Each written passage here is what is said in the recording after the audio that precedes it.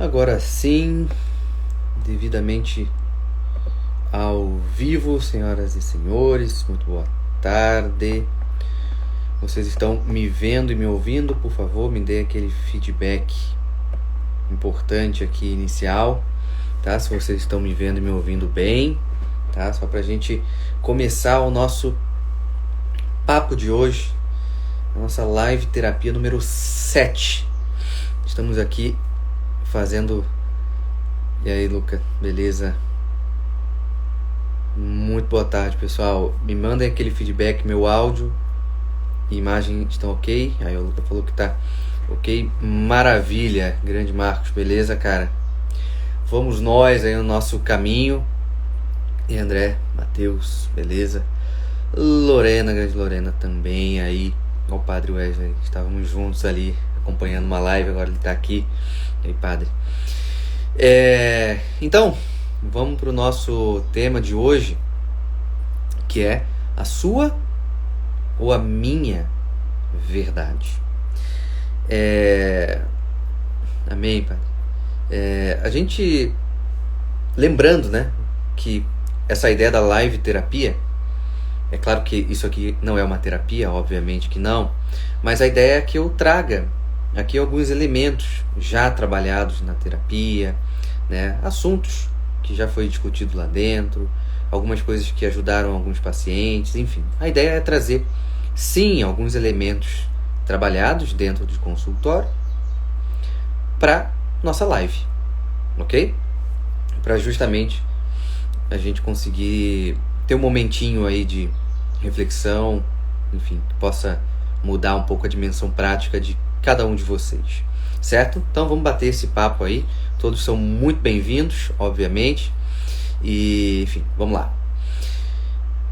Então quando eu pensei, né, estava conversando com algumas pessoas sobre essa live terapia número 7, e quando o tema fechou, né, com esse título, a sua ou a minha verdade, eu me lembrei de quantas pessoas chegavam até os atendimentos, de uma certa forma, muitos conflitos, e de uma certa forma esses conflitos estavam todos ali na ideia de que eles tinham que respeitar a minha verdade e eu tinha dificuldade de aceitar a verdade do outro.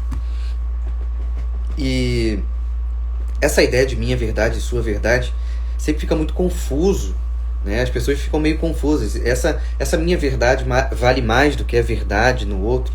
Existe essa coisa de minha verdade e verdade do outro, né? Existe isso.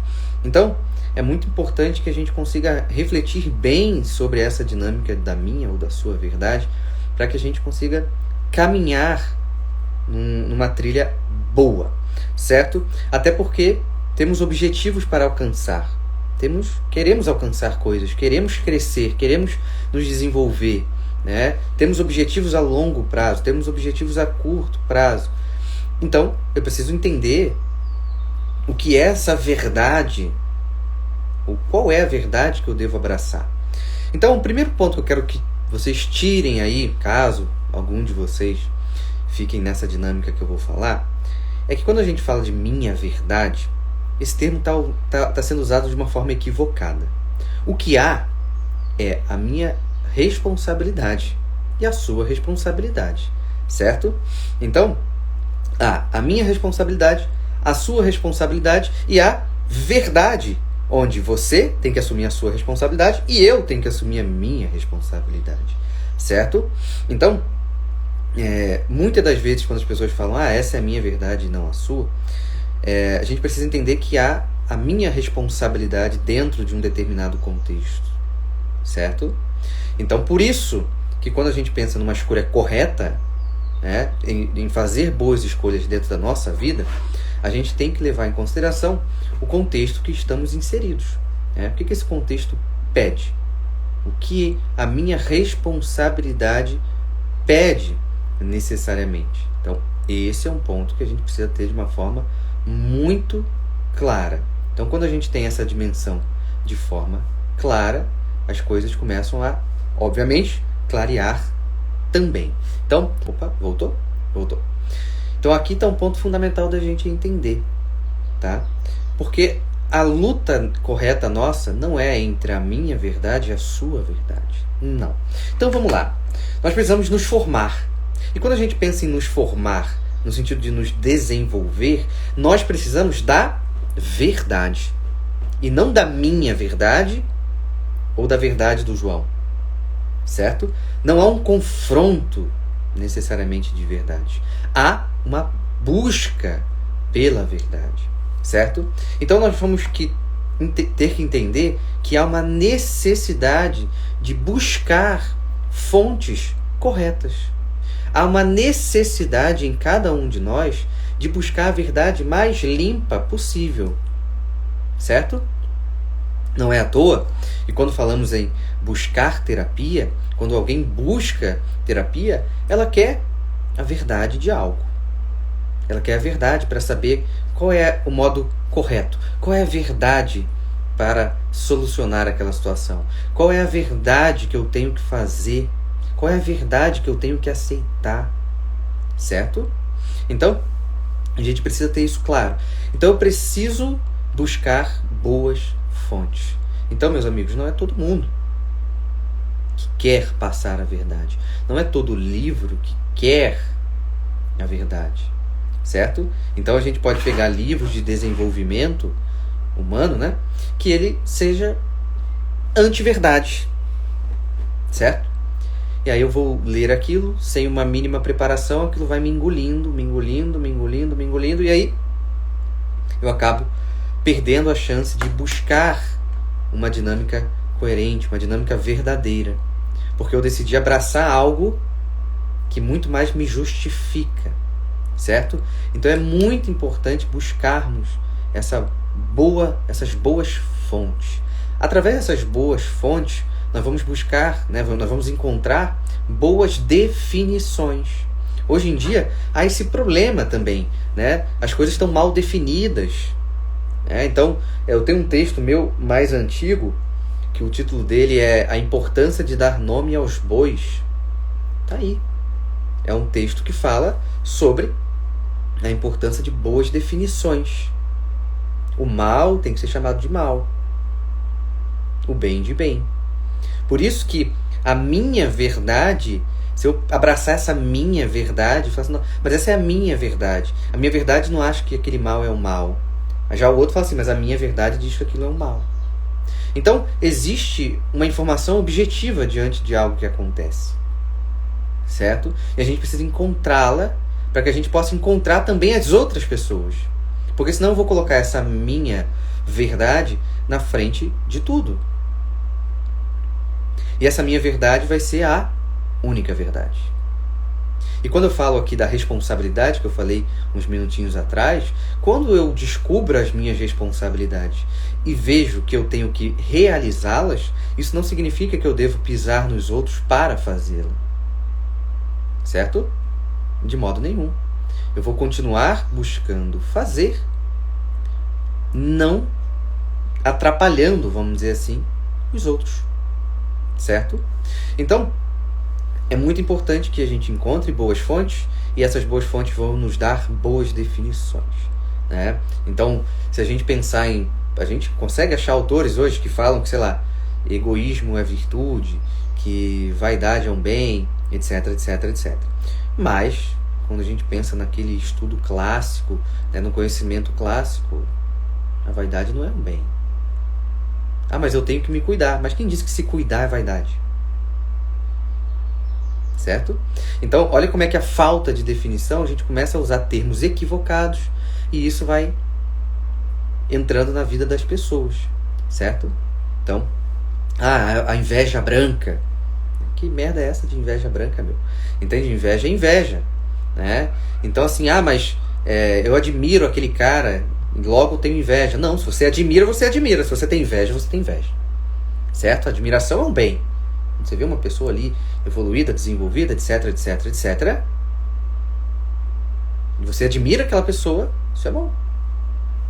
O que é para ser admirado é bom admirar, óbvio. Então não podemos comparar e achar que é a mesma coisa, inveja e admiração. Certo? Então, nessa perspectiva, é muito importante que a gente tenha essas busca das boas fontes. Essas boas fontes vão nos dar boas definições e a gente vai começar a olhar de um modo mais coerente, de um modo mais saudável para a realidade. Certo?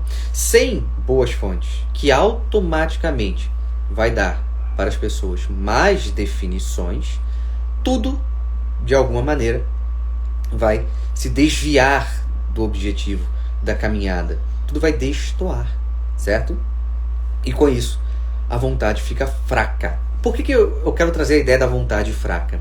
A nossa vontade só se fortalece, a gente só consegue ter uma firmeza de escolha verdadeiramente saudável na medida que a gente aceita a verdade das coisas como são. Então, quando eu aceito a verdade onde a inveja é um mal e a minha vontade deseja sempre o bem, então automaticamente eu vou tirar. Automaticamente essa inveja vai sair do meu quadro de coisas que eu vivo com. Então eu não vou viver mais com essa inveja. E aí sim, quando a luz da verdade, que não é a minha verdade, que não é a sua verdade, mas quando a luz da verdade ela entra para iluminar os conceitos, para nos dar uma água limpa de uma fonte, a nossa vontade cresce. A nossa vontade fica mais forte para quê? Para que eu escolha o bem e para que eu permaneça no bem. Porque o grande ponto nosso e a grande dificuldade das pessoas não é entender o que é o bem, não é escolher o que é o bem, é permanecer no bem. Certo? Então, permanecer no bem não é a minha verdade e não é a sua verdade, é a verdade. Se a gente está falando em desenvolver-se, se a gente está falando em uma maturidade, certo? Então a gente precisa ter isso muito claro, entende? Então, se a gente pensar na dinâmica do Instagram, como eu falei de boas fontes, é um ponto importante. A gente tem boas fontes, a gente não pode ter infinitas fontes, porque senão eu vou me perder, certo? Então, primeiro, eu tenho que saber qual é o meu objetivo. O que eu quero alcançar? Então, eu quero alcançar tal coisa. Então, eu vou me cercar de boas fontes que me ajudem a alcançar aquilo que eu quero chegar. Porque se a gente ficar... aí a gente pode usar a dinâmica, né, aqui do Instagram mesmo, das redes sociais. Se eu ficar seguindo 1001 pessoas, a coisa vai desandar. Entende? Por que a coisa vai desandar? Porque vai ter muita informação e eu não vou conseguir processar tudo. Então, o objetivo para nós vai trazer esse norte, para que eu não precise seguir todo mundo, mas que esse norte seja a minha orientação, certo? E na minha orientação eu vou seguindo, certo?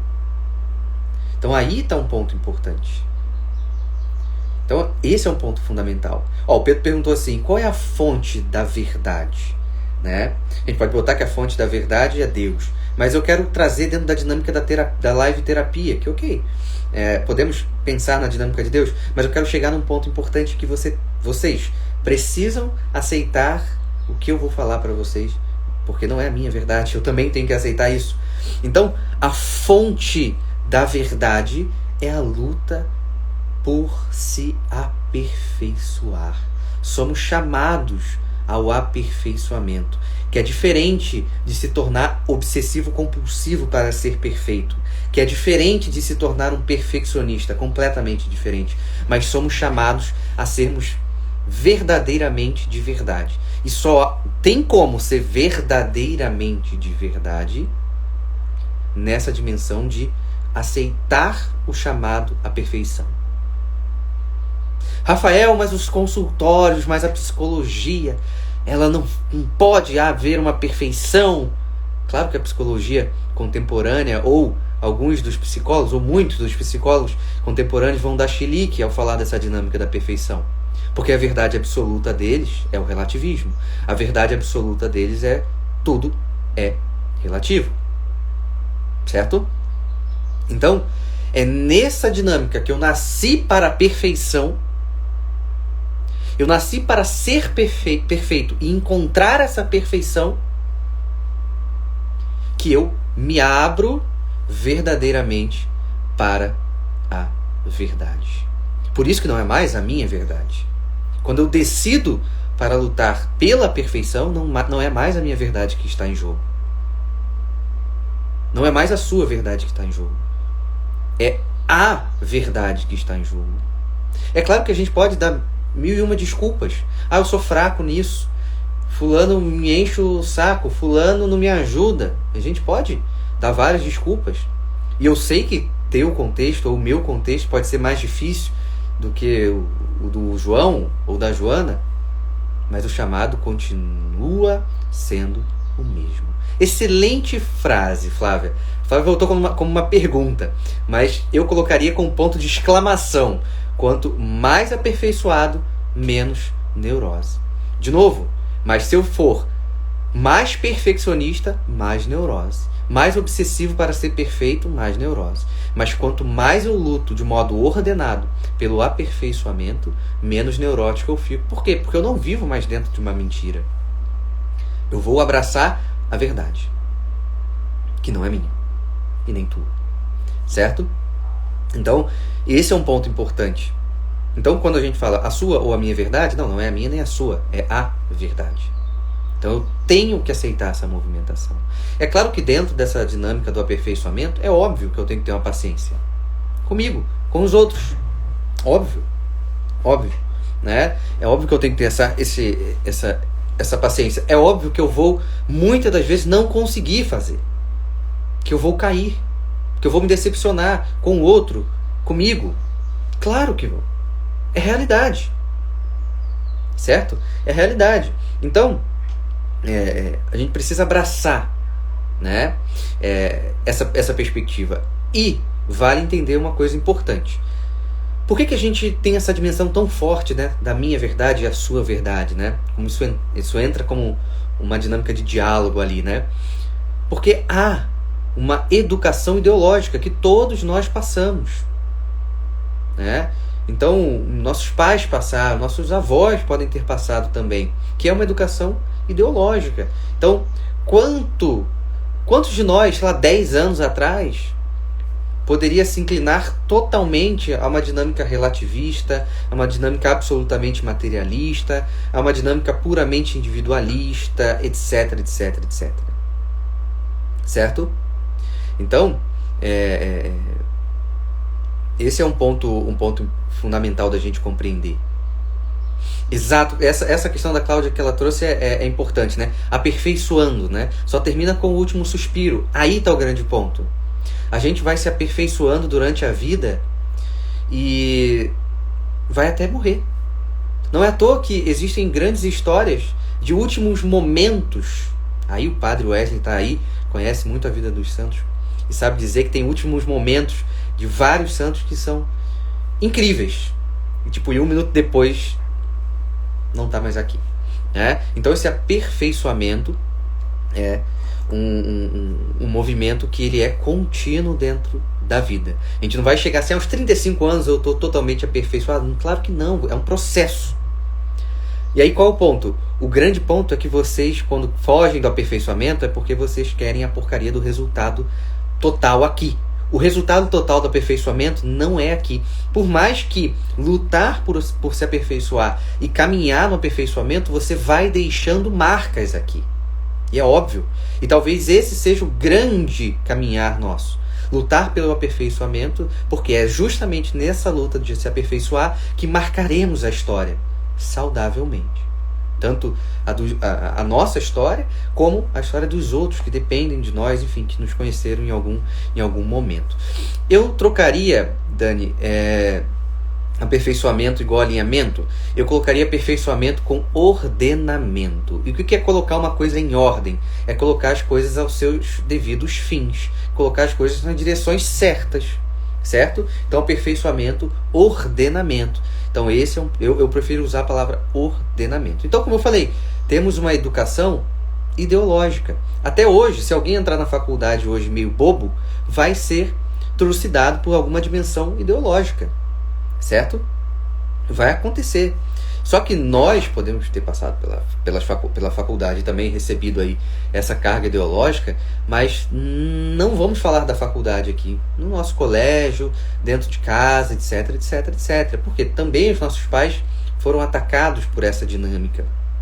E aí isso vira um problema. Por exemplo, nós temos uma dinâmica atual que é uma dinâmica de fugir da dor, certo? Que é, de novo, dentro de uma educação ideológica, né?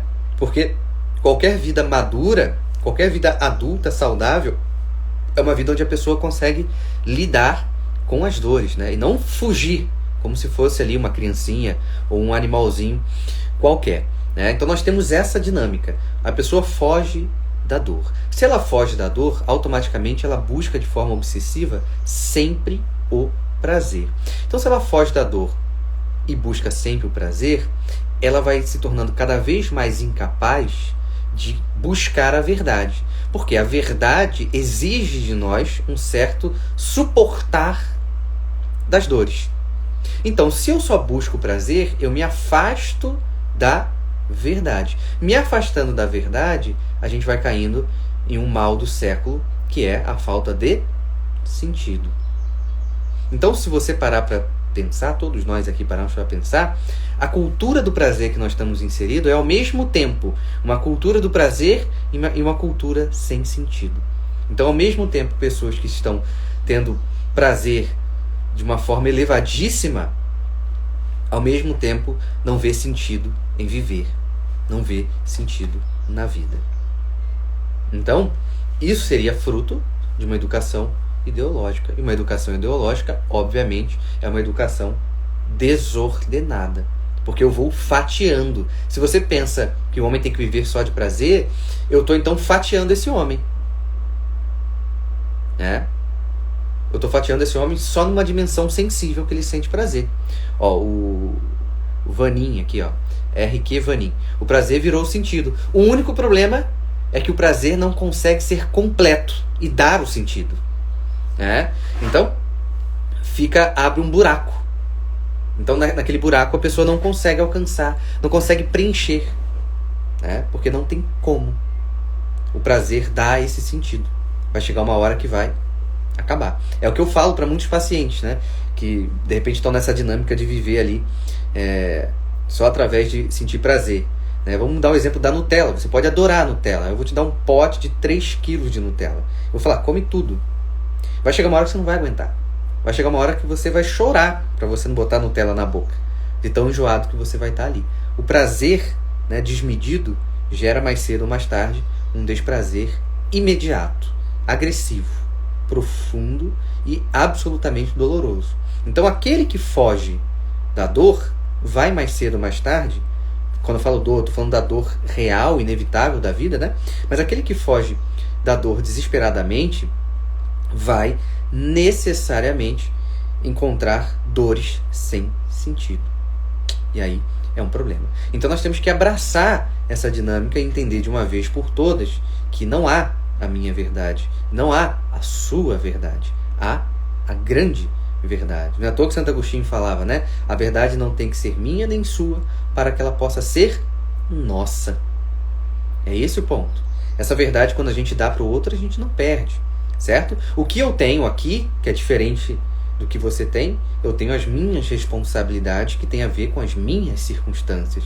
Vocês têm as suas responsabilidades que tem a ver com as suas circunstâncias. E onde que nós nos encontramos? Nós nos encontramos não nas responsabilidades individuais, mas nos encontramos verdadeiramente nas verdades universais. Então, quando eu olho para você e falo assim, pô, a gente está lutando aí para ser melhor, né? A gente está lutando para ordenar a nossa vida, pô, a gente está lutando pelas virtudes.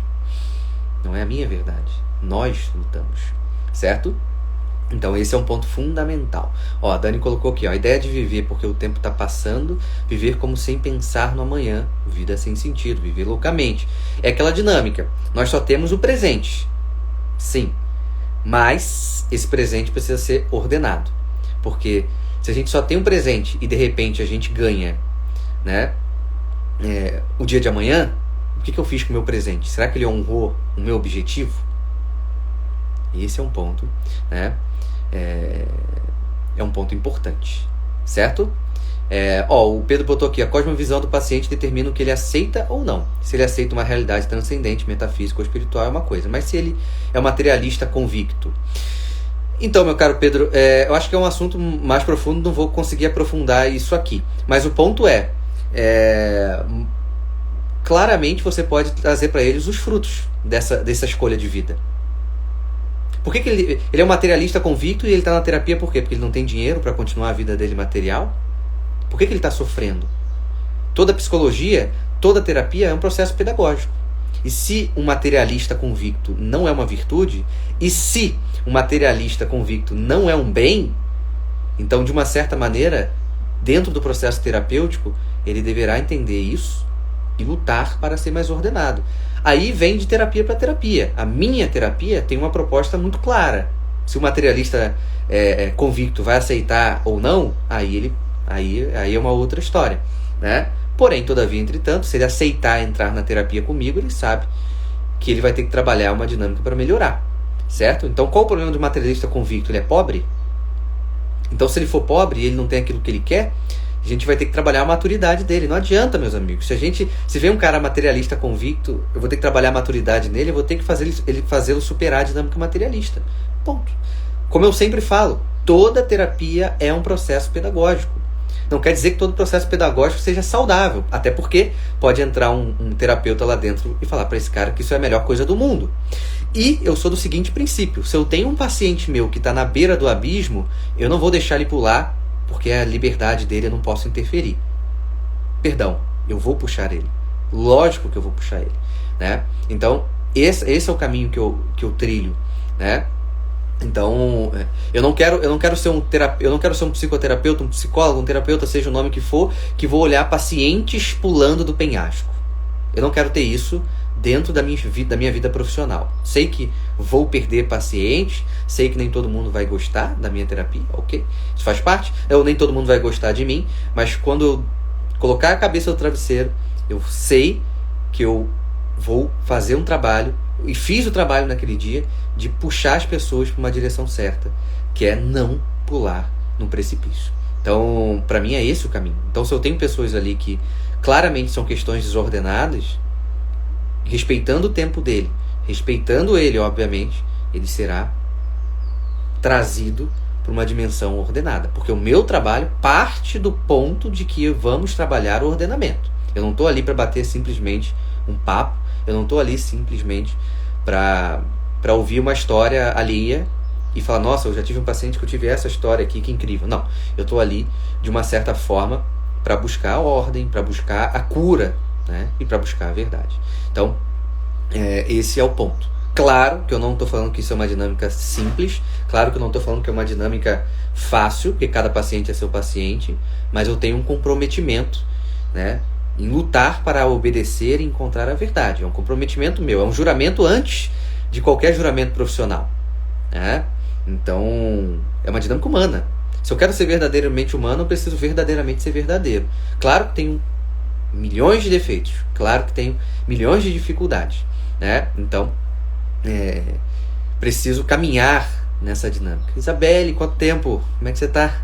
Caramba, bom te ver aqui. Então, esse é um ponto importante. Sei que nem sempre é fácil, sei que nem sempre sou eu a pessoa, né? Mas graças a Deus eu tenho colegas aqui que eu posso indicar e tenho certeza que eles também vão lá puxar aquele paciente, aquele cliente, para que ele não caia, né, no precipício. Então esse é um ponto importante, certo? O João Paulo aí, grande João Paulo: a dinâmica do sofrimento proporciona um crescimento, amadurecimento e ordenamento muito grande, porque nos coloca em contato com a realidade, com a verdade. Eu digo por experiência própria. O João Paulo falou aí.